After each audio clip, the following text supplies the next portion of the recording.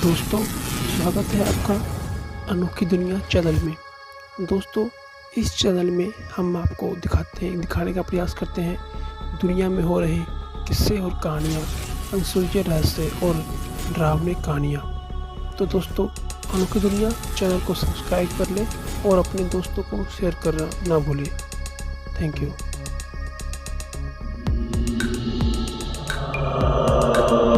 दुनिया में ऐसे बहुत से स्थान हैं जहां बुरी आत्माओं ने अपना कब्जा जमा रखा है। इतिहास के पन्नों को पलटे तो ये वही स्थान है जो एक समय काफ़ी खुशहाल हुआ करते थे। बस एक बुरी नज़र की वजह से ये स्थान श्रापित हो गया और जहां पहले चारों ओर खुशहाली हुआ करती थी, वहाँ वह स्थान आज अंधेरों के बीच खो गया। ऐसा ही स्थान है राजस्थान के अलवर जिले में स्थित भानगढ़ का किला, जो अपनी भूतहा कहानियों को लेकर काफ़ी चर्चाओं में है। शायद बहुत ही कम लोग जानते होंगे कि ये कहानी नहीं बल्कि एक ऐसे खतरनाक सच्चाई है जिसे सुनकर आप हैरान हो जाओगे।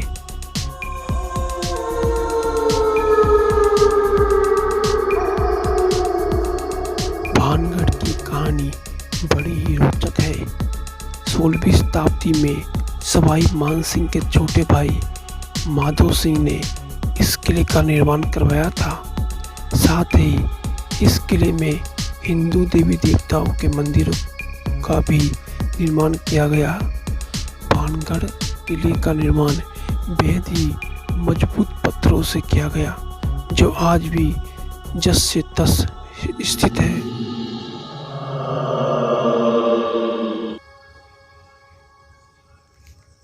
कहते हैं भानगढ़ की राजकुमारी रत्नावती बहुत ही खूबसूरत थी।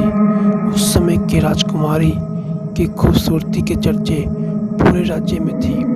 उस समय उस रत्नावती केवल 18 वर्ष की थी, परंतु उनका यौवन उनके रूप में और निखार ला चुका था। उस समय कई राजाओं ने रत्नावती के विवाह के लिए प्रस्ताव आ रहे थे। उसी दौरान वो एक बार किले से अपनी सखियों के साथ बाजार में निकली। रत्नावती एक इत्र की दुकान पर पहुंची और वो इत्रों को हाथ में लेकर उसकी खुशबू सूंघ रही थी। उसी समय उस दुकान से कुछ दूरी पर सिंगिया सेबड़ा नाम का व्यक्ति खड़ा होकर राजकुमारी को निहार रहा था। वह काले जादू में मारती था।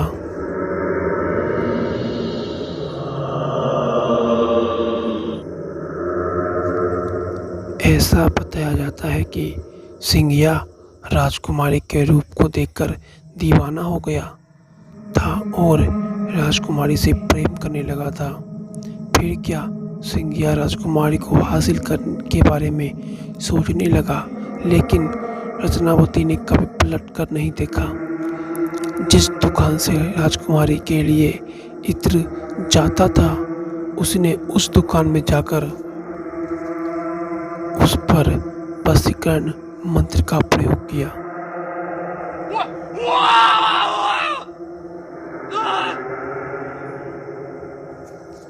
रत्नावती ने उस इत्र की बोतल को उठाया, लेकिन उसे वही पास के पत्थर पर पटक दिया। पत्थर पर पटकते ही वो बोतल टूट गया और सारा इत्र उस पत्थर पर बिखर गया। उसके बाद से ही वो पत्थर फिसलते हुए उस तांत्रिक सिंगिया के पीछे चल पड़ा और तांत्रिक को कुचल कर मार दिया और उसकी मौत हो गई। मरने से पहले तांत्रिक ने श्राप दिया, इस किले में रहने वाले सभी लोग जल्द ही मर जाएंगे और वो दोबारा जन्म नहीं ले सकेंगे और ताउम्र उनकी आत्माएं इस किले में भटकती रहेगी।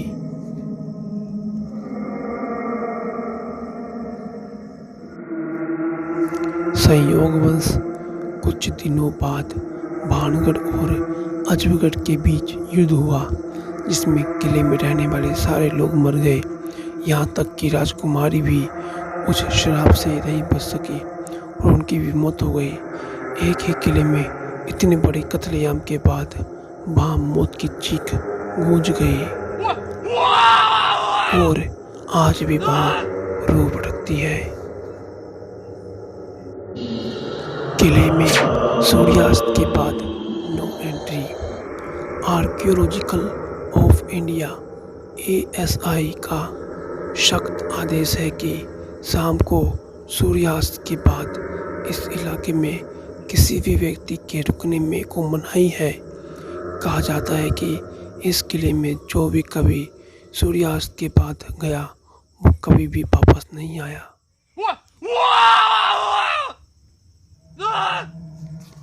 एक बार भारतीय सरकार ने एक अर्धसैनिक बलों की टुकड़ी यहाँ लगाई थी ताकि इस बात की सच्चाई का पता लगाया जा सके, लेकिन वो भी असफल रही। कई सैनिकों ने रूह को इस इलाके में होने की पुष्टि की। इस किले में आज भी तलवारों की टंकार और लोगों की चीखें सुनाई देती है। इसके अलावा इस किले के भीतरी कमरों में महिलाओं के रोने की आवाज़ साफ सुनी जा सकती है। वही किले में शाम के वक्त बहुत सन्नाटा रहता है और अचानक ही किसी के चीखने की भयानक आवाज़ इस किले में गूंज। तो दोस्तों, आपको ये वीडियो अच्छा लगा हो तो लाइक कीजिए और आपको इसी प्रकार के डरावनी कहानियाँ चाहिए तो इस चैनल को सब्सक्राइब कीजिए और बेल आइकन को प्रेस कीजिए। हम आपके लिए ऐसे ही कहानियाँ लाते रहेंगे। धन्यवाद। जय हिंद।